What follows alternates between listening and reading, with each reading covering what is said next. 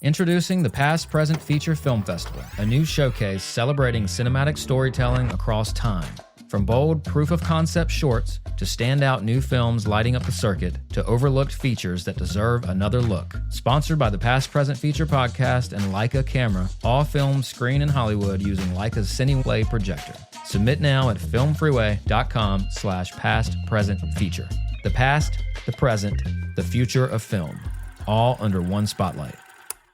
Introducing the Past Present Feature Film Festival, a new showcase celebrating cinematic storytelling across time. From bold proof-of-concept shorts to standout new films lighting up the circuit to overlooked features that deserve another look. Sponsored by the Past Present Feature podcast and Leica Camera, all films screen in Hollywood using Leica's CineWay projector. Submit now at filmfreeway.com/past-present-feature. The past, the present, the future of film, all under one spotlight.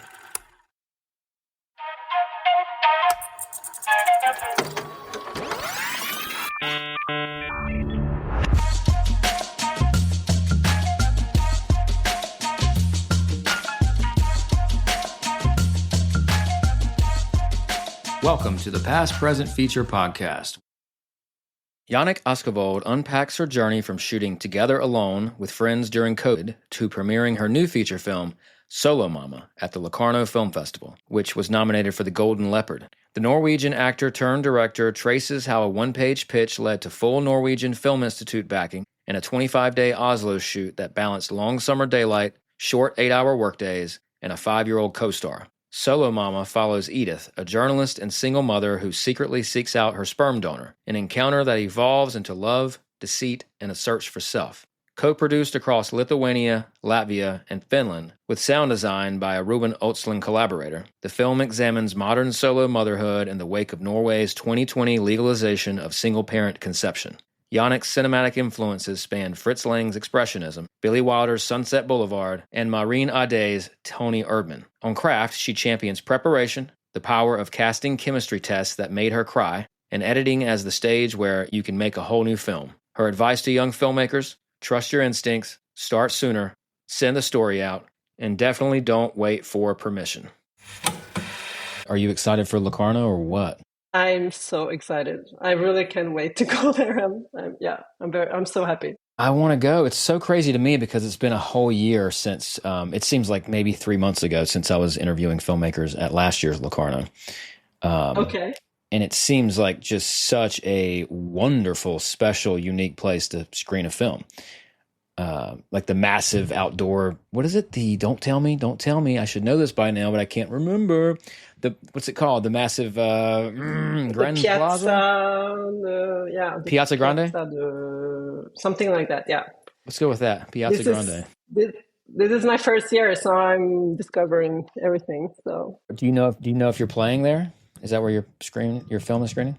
No. It's in indoor theater. Okay. But it's still 2,800 seats or something. So wow. I mean, this is my first festival, so it's ever starting first out. festival ever.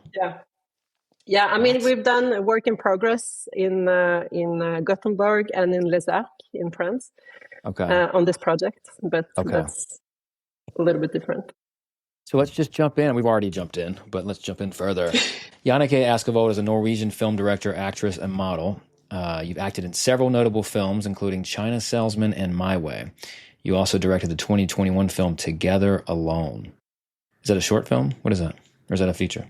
It's actually a feature film shot during COVID with no budget. So. What happened with that film? Where's that film? Tell me more. That film actually got a theatrical release in Norway. Amazing. But we actually shot it with a couple of friends during COVID.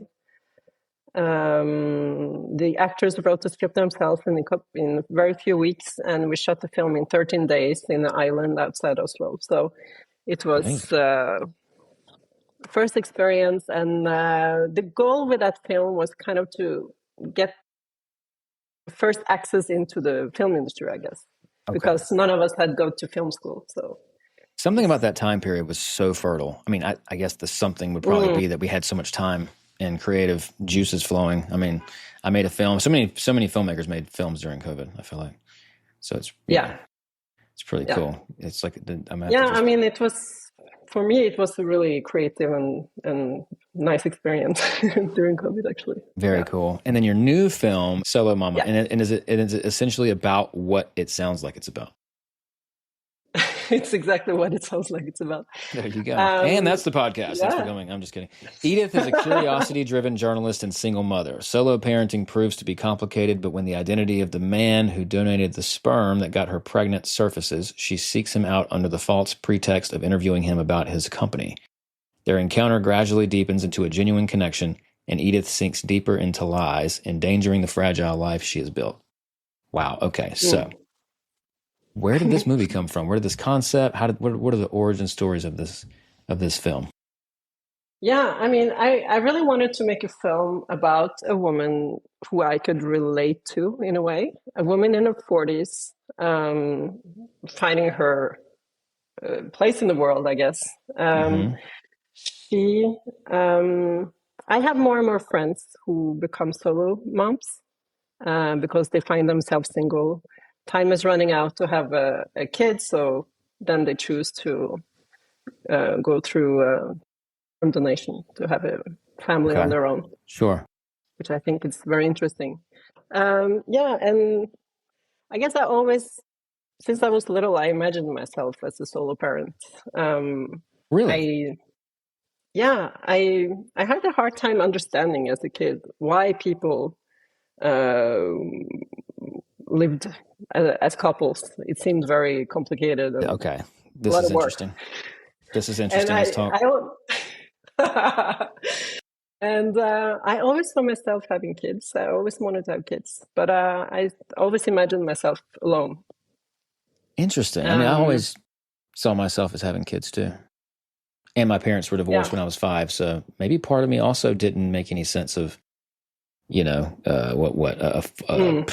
together, parents being together. I never really experienced that.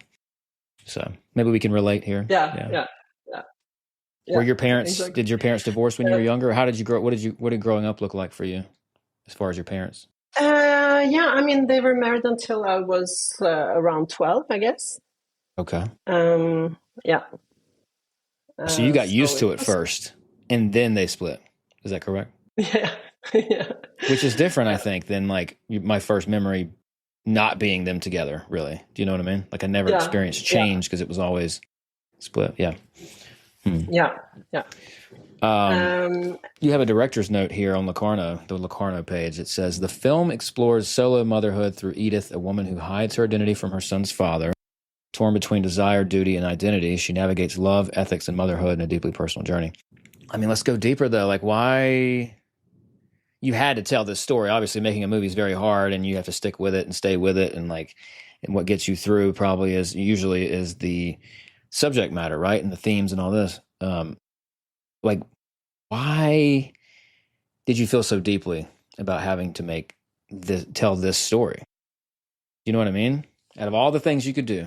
And this is like a very important thing, but I mean, where do you think it comes from besides, just your childhood of thinking or never seeing it clearly as far as being a traditional kind of parenting situation? Like, why do you think that is? Yeah, I mean, I'm very, very interested in family relations. Having kids, it's the most challenging and great experiences that I've ever had. So it's something that I wanted to dig into. And having a child by yourself, I have more and more friends who choose to go that way. And I heard a story from this woman that I know, that she actually found her donor on Facebook and started to date him, which is, I think it was a very nice premise for a film. So that's really the starting point of it. Yeah. Like baby first and then I get to know you? Yeah, exactly. It's like going the opposite way. And then I didn't want the story to be about her. I wanted to be a fictional story, but based on realistic how it is really to be a solo mom. So I started out doing a lot of research, talking to a lot of solo moms all over Norway, and listening to their stories, to why they became solo parents, what the upside is, what their fears are, what the challenges are, and that was the base of who Edith became. Got you. So research was very deep, it sounds like. Yeah. Just going through and interviewing. Research. What were some of the most fascinating things that you picked up on when you interviewed these people, these mothers, solo mamas? I mean, there's a lot of pride in the word solo mom. It's, they take action, they make their own family. But what I also discovered under the surface is also this fear of not being enough for their child, which I think any parent can relate to. Yeah, I can.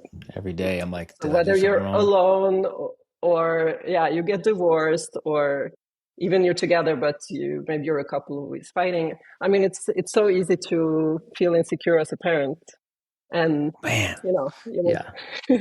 But Edith, the main character, she grew up with alone with her mom because her dad left when she was little, which left her with this void in her whole life, because there was a father but he left.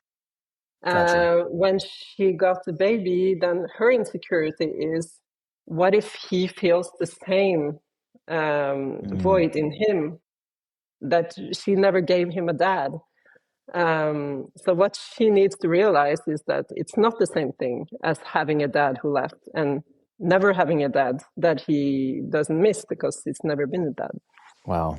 And there has been studies shown that kids of solo parents are at least as happy and fulfilled as other kids, because the most important thing is the attention they get and all the love they get. That's what matters.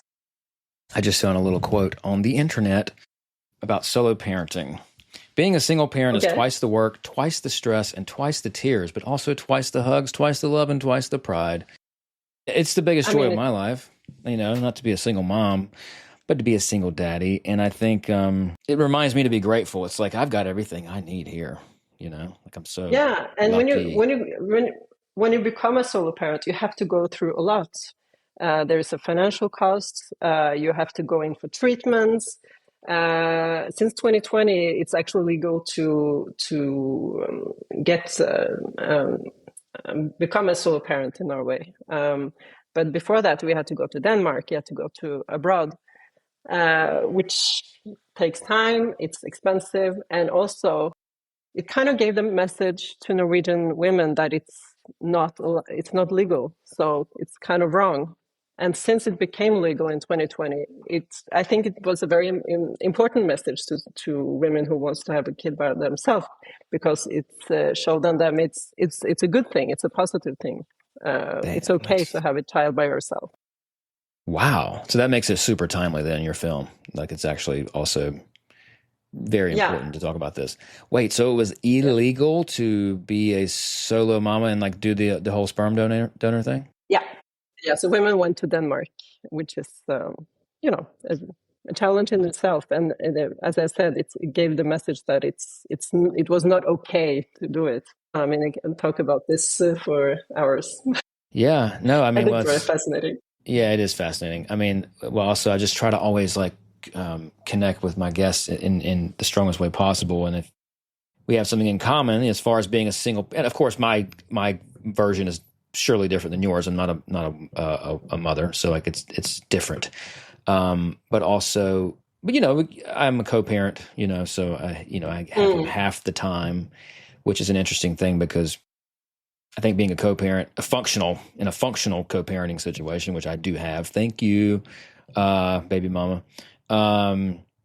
we're able to have half our time off, which is Mm. you know, which I enjoy because, you know, I can maintain my individuality and do whatever I want. And then I get to look forward, I get to reset, recharge, and then I get him back and I'm like, I miss you, man. What's up? Let's go do something. You know, so that's my situation. Yeah. We'll talk about your I'm movie one day. Yeah. We'll talk about your movie soon, I promise. Yeah. I actually didn't end up as a solo mom. I have my daughter with a man. Okay. Got you. Yeah. And then I was a single mother for 6 years. And then I had actually a baby while developing this script. So then I had my daughter half-time, I had my son full-time, and I was a stepmom for a wonderful 5-year-old. So I've been in many different parenting situations. Okay, got you. Wow. Okay. Right on. So your film, okay, let's talk about the development. You know, when you started up this film, like the writing and just the early phases of this project, like how did it come together? What was kind of what did that initial phase look like? What were some more memorable moments for you? Yeah, I mean, I started out by myself in my little apartment in Paris, writing the first synopsis, the director's notes, which I sent out to Bacon, the production company in Oslo. Okay. Who responded positively. I was very thrilled. And you just, sorry to cut you off, so you just sent them the synopsis and maybe the director's note, just kind of like a one-pager type situation in a way, like a vision, like a one-page vision? I made a pitch deck, I would say, with the synopsis, with photos, with the description of the characters, nice. And all this. Yeah. And then we met up and we decided together to try for the Norwegian Film Institute to develop it as a film. And then we were very lucky to get the green light on that. And then I searched for a co-writer. I didn't feel ready yet to write the script myself. I mean, I had a lot of ideas, but I didn't have the experience to write it out myself. Okay. So then I met with a very interesting Norwegian screenwriter who worked on it for a year about. Mm-hmm. Mm-hmm. So we got the funding for the first development of a treatment. Then we had to apply again to write out the whole script, which we also got. Amazing. And then when this scriptwriter finished his version, we applied. No, but then we shot pilots. We shot the sequence with the actors. Okay. Just a scene from the script. Yeah, which was part of the application for the production financing. Okay. So then So then we had the script and the pilots. It seems very. Props to the Norwegian Film Institute and just it seems the Norwegian film community. You're. As Christian's your publicist, right? Hype Park. Yeah. And he sends me wonderful filmmakers with wonderful films, and they all seem to be really supported by the Norwegian Film Institute or some form of it. And God, I'm jealous. Mm-hmm. I wish we had more of that here, Yeah. It seems very functional and very actually just simply supportive. I mean, it's different. Here it's more private money, right? Of course. And, America's America. But I guess a lot of European countries have film funds, but it's still also not so easy, right? You have to play that strategic pitch, game. You have to still be chosen and selected. And there's so many people, I would only assume, trying to get into the door. So not so easy, but it's just wonderful and nice to see. Is it a government entity, the Norwegian Film Institute? Yeah. So it's just, damn, I wish we had wish we had a government like that. That's what I wish. Yeah, and so they're very focused on telling important stories. Of course they also think about commercial success, but mostly about variety and stories being told. So that's very nice. Yeah, so I mean, we were very lucky to have, because we don't have many ways to make a movie. If you don't have the Norwegian Film Institute, you don't have a lot of solutions. So really, yeah, because there's not a private money situation or anything like that. Yeah. No, I mean you have Netflix, but yeah. I don't think they do a lot of productions in Norway. Well, a lot of people, I feel like in America, just they go and make their own movie, and then they with no distribution plan or no distribution attached, which is cool because hey, go make your movie. But I was going to ask, what do you think an important story is for the Norwegian community? What would you say? Or is it just broad? Is it more of a universal kind of human thing? Like there, it's no different mainly than other places. Yeah, I mean, I think it's important for women to be able to tell stories from their point of view, of course. Okay, Because, nice. Sure. No, that's what I'm interested in. For sure. Nice. And in Norway, they have been very focused on that for years now, and we have more equality than many other countries. So that's. Let me ask you a broad question as an American. As a Californian, I'll say. What is Norway like? What is the vibe? What is the kind of state of the, what is the vibe check there? Like, how are the people? I mean, I've talked to, the only Norwegians I've talked to are the filmmakers that Christian sends me. So, I'm curious, what is the vibe? I mean, I'm a Norwegian who lived the bigger part of my life in France. So I guess I see Norway a little bit from the outside now. I moved out when I was 19 years old. I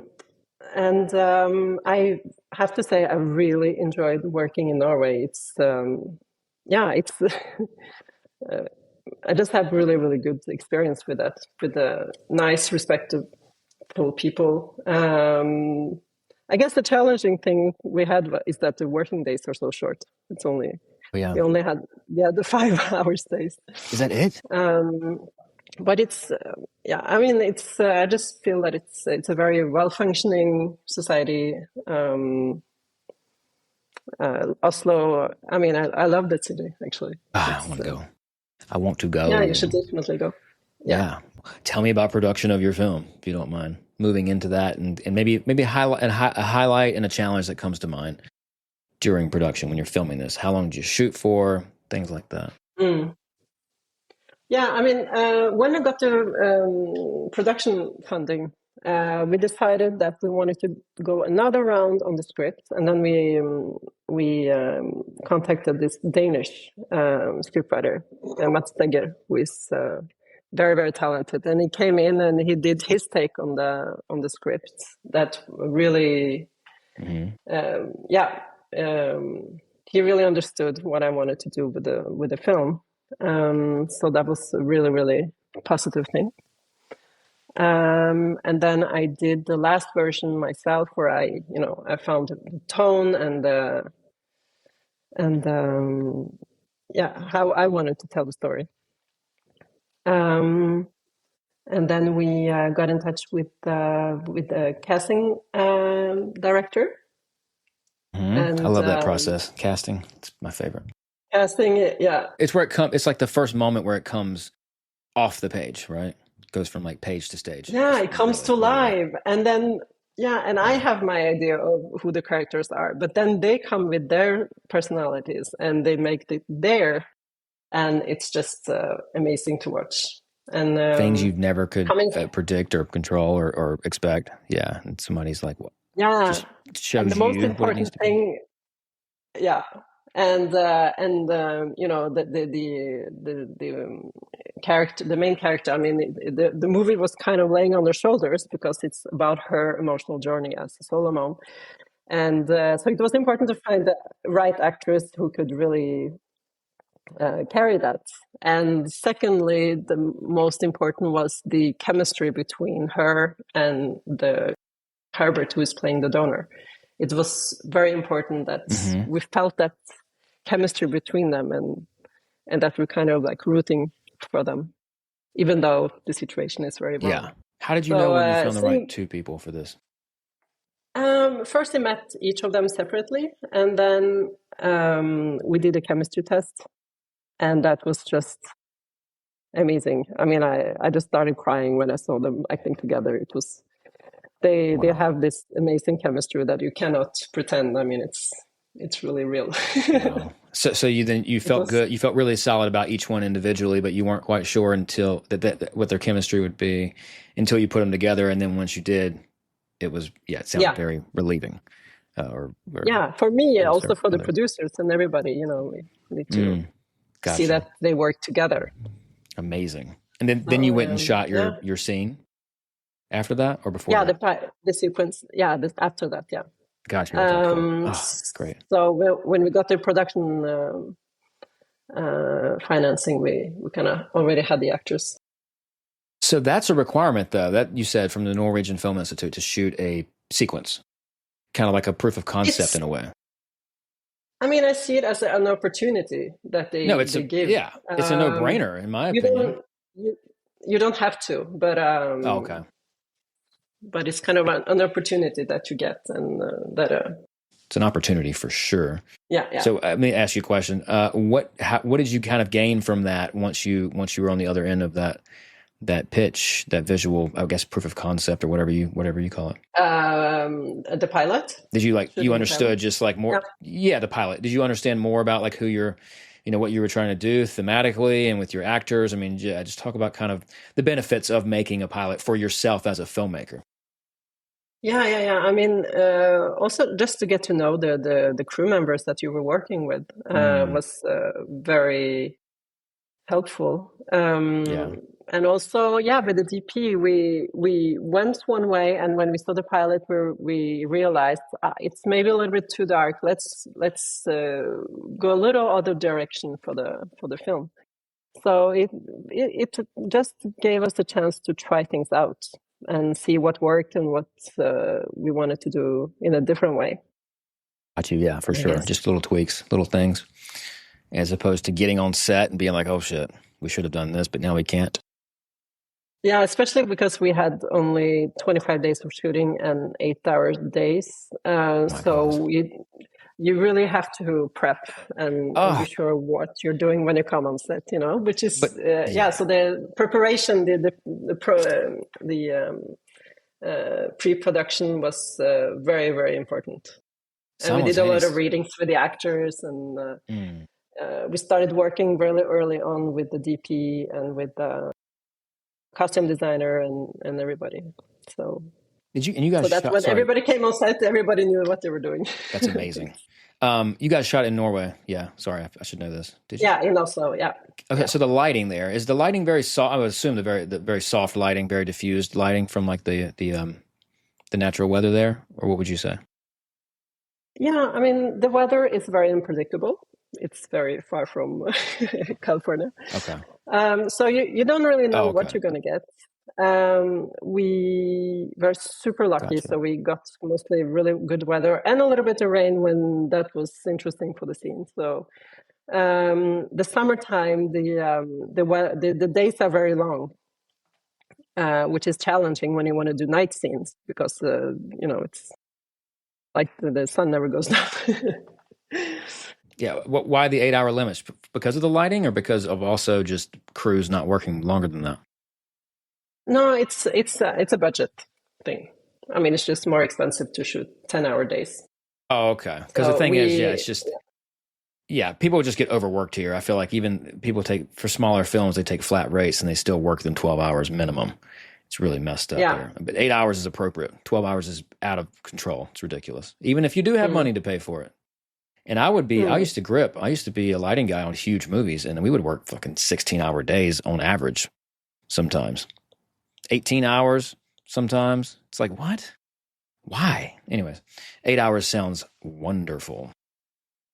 Yeah, I mean, the good thing is that you keep up the energy, you don't get tired, and when you come to work, I mean, you just have to get going. There's no time to lose. So it gives energy in a good way, I guess. For sure, yeah. Do you guys take like kind of walking lunches? Like, do you just eat while you work kind of thing? Or like what is it, French hours? No, we would sit down. Oh, okay. So you still do like a 30-minute thing. I'm curious as far as the 8-hour production day. That's nice. It's lovely. It's Clint Eastwood kind of does that. I'm trying to think of American filmmakers that kind of keep it under 8 or 10. I think Clooney does that, and I think Eastwood, they keep it under 10, which is admirable for. Yeah, I mean, we also worked with very small children. We had a little boy who was not even 5 years old. He had 15 days of shooting. So, I mean, we had to be really quick on the scenes that he was working on. I mean, he was amazing, but, he's a little boy, so he... Yeah. there's a limit how much attention we can have. Yeah. But what's like a highlight? What's something that was just amazing, like an amazing memory of production? I mean, I was very. I have to say, we were so lucky with the crew members, with everybody working on the film, with the weather, with the. I mean, it was just an amazing experience. The whole thing. It was. I have to say. Nice. Of course, it's hard. It's challenging. But, so moving.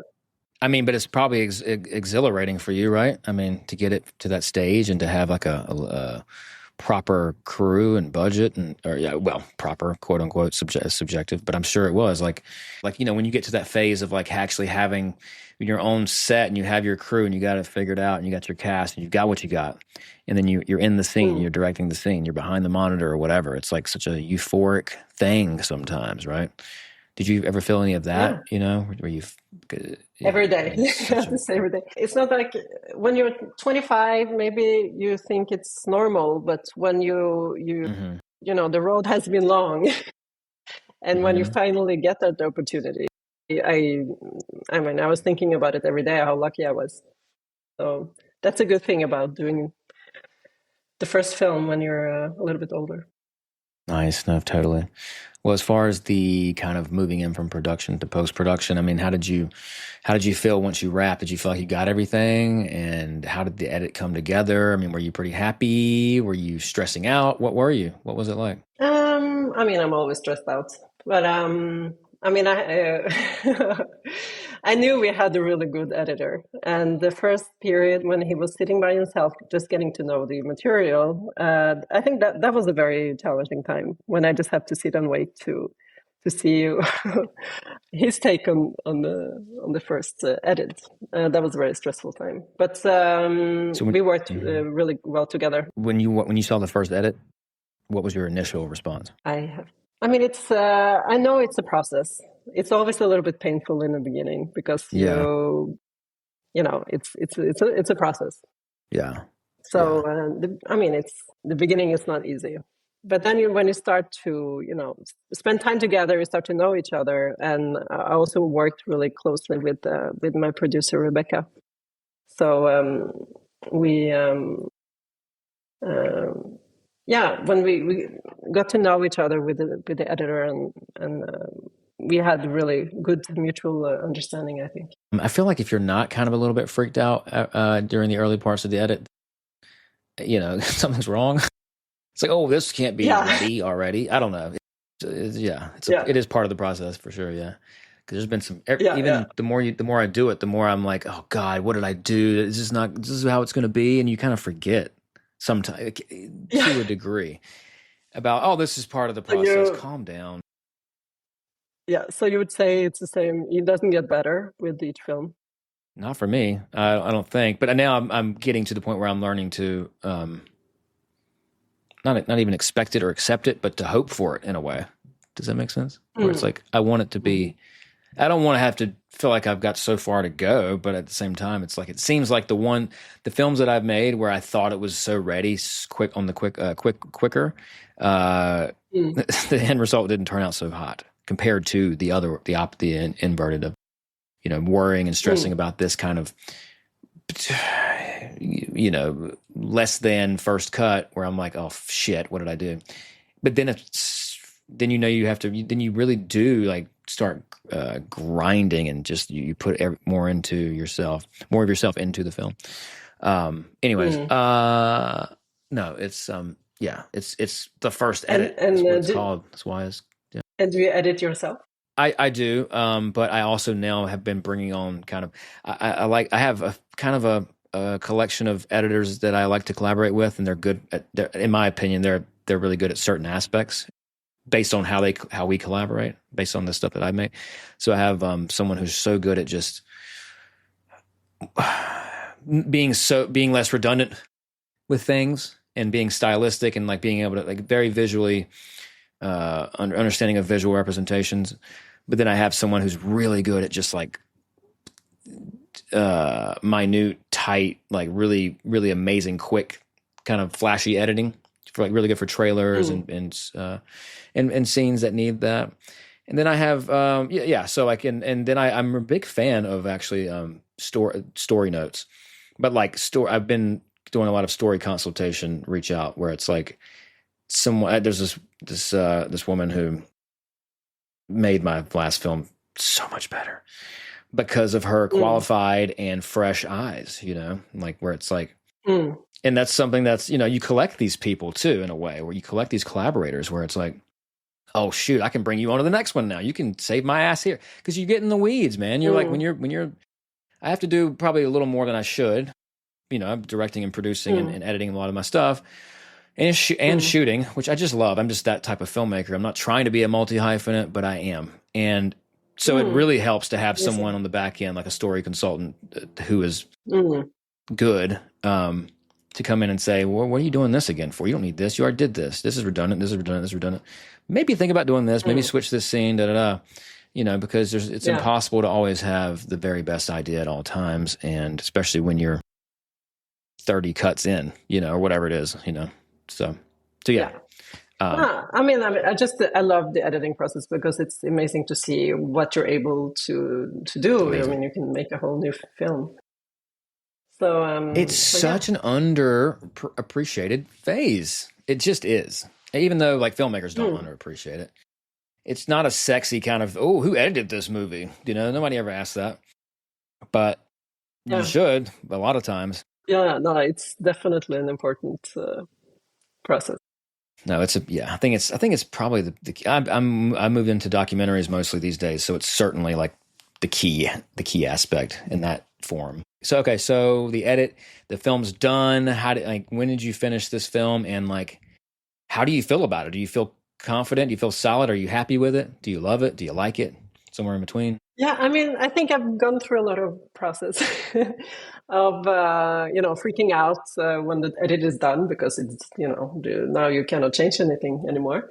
And then the music process was a really good time.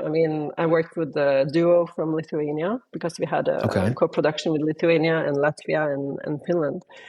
And I didn't actually know what to expect.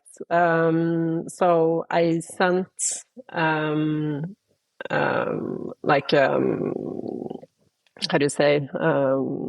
ideas of what direction I would like to go. Made a list of songs that I liked and had no idea what to expect in return. And when they sent the first musics, because we didn't actually meet up in real until much later. I was like in love with the music already in the first things that they sent. Because it was, they really listened to what I said. And at the same time, coming from Lithuania, it's a completely different culture, different background. And so they brought, something really unexpected to it. That was really nice. Where you smile, all smiles when you heard the music. God, it's the best when you actually get something back, right? Like, oh my God, this is better, not worse. Ugh. Yeah, definitely. My fiance is a music supervisor, and he helped me. Amazing. He's supervising the music, and he really helped me put my vision into words, which is not always easy. So he helped curate that process. Yeah. It's nice. Yeah, definitely. That's the music, and then we did the final sound mix in Finland. We finished in May, so it hasn't been that long actually that it's done. Nice. So fresh. Yeah. How heavy do you go with your like FX, sound effects, where it's like how loud do those footsteps need to be if I even want footsteps here? I'm sure you did a full M&E mix or whatever, but either way, it's like, because I'm to the point now where I just finished sound mix notes, and I'm like, how loud? How much do I want that? Do you know? Yeah. I had we had the chance to work with a really good sound designer, and he works with Ruben Östlund, and he's like. Okay, well, never mind then. Next question. Great guy. Boom. Nice. Yeah. So that was really lucky. We just like to experience with music with the sound of Oslo is surrounded by water, for example. So, you know, the sound of the boats, train. I mean, like we really like to experience with the sounds we Okay. could. Got you. Are you a Ruben Östlund fan or what? And also, did your sound designer, sound mixer, do his new film, the airplane satire that he's doing? Whatever that's called. I believe he's working on it. Yeah. I mean, I don't know where they are in the process, but Oh my God, I love yeah. him so much. He's so good. Love him.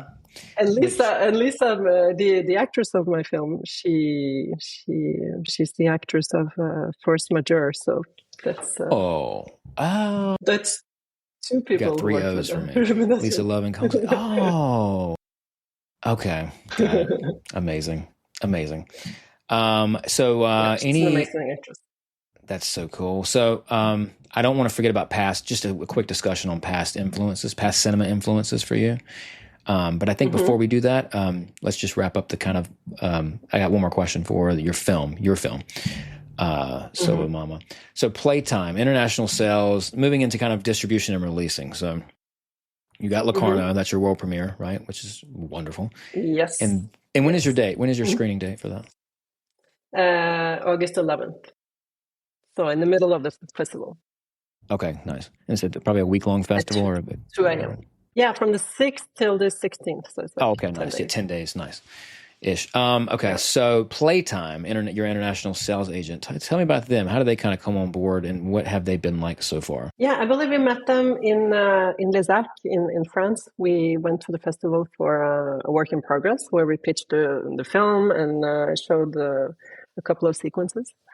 And then I didn't have so much to do with the meetings in the festival, but the producers met with Rebecca, different Gary, Magnus, Rebecca and Gary. Yeah. Okay. Yeah. And then they met with several and figured out that Playtime was the right partner. And I'm even more happy because they're French and. Yeah. Is their name based off of the Jacques Tati movie? Do you know? I'm just curious. I'm going to look that up real quick. Playtime Group. I'm just always trying to tie back into an old movie, Playtime. Yeah. Maybe. It is. It's a reference to the classic film, Jacques Tati, 1967 masterpiece comedy, Playtime. One of the first classic films sold by the company. That's how they got their name. How cool is that? I just watched it 2 days ago. Rewatched it, yeah. Yeah, you just taught me something. Your past cinema influences, like what are some films that two-part question. What is like some of your favorite past films, whatever that might be, and then also are there any films that inspired you or that you found inspiration from when you were making Solomamma? I went to theater school in Paris, and what really stuck with me was when the semester we were working on the German expressionism, and at that time I was watching, Fritz Lang films and the Nosferatu film of Murnau from 1922 was a very big inspiration early on. I love this. I think like my first movie crush is Sunset Boulevard, the Billy Wilder, which I absolutely love. Is that the Metropolis? Yeah. It's a Metropolis old reprint of a one sheet. Fritz Lang though is so important for the history of cinema. So important. It's crazy. I just got to stop you there and talk about him for 1 second because, he had the heaviest hand in creating the science fiction film and the film noir, in my opinion. The heaviest hand, and German expressionism is the parent, I think, of film noir in a lot of ways. When you look at the heavy shadows and the thickness and the expressionism, Anyways, and then of course with the war and all that, it kind of convolutes things. But Berlin and German filmmaking, early German cinema, I'm a huge fan because it's literally right there with Hollywood when it comes to the birth of cinema, in my opinion. Anyways, and Fritz Lang being it was the man. Yeah, it made a huge impact on me in theater school, and also just the art. The painters at that time and the writers like Brecht and Otto Dix, and it's a very interesting time period, I think. And you were talking about Billy Wilder before I cut you off too. Yeah, and Gloria Swanson playing this, a faded silent movie star. I mean, I saw that film so many times, and I love the writing. I love it's just a brilliant film.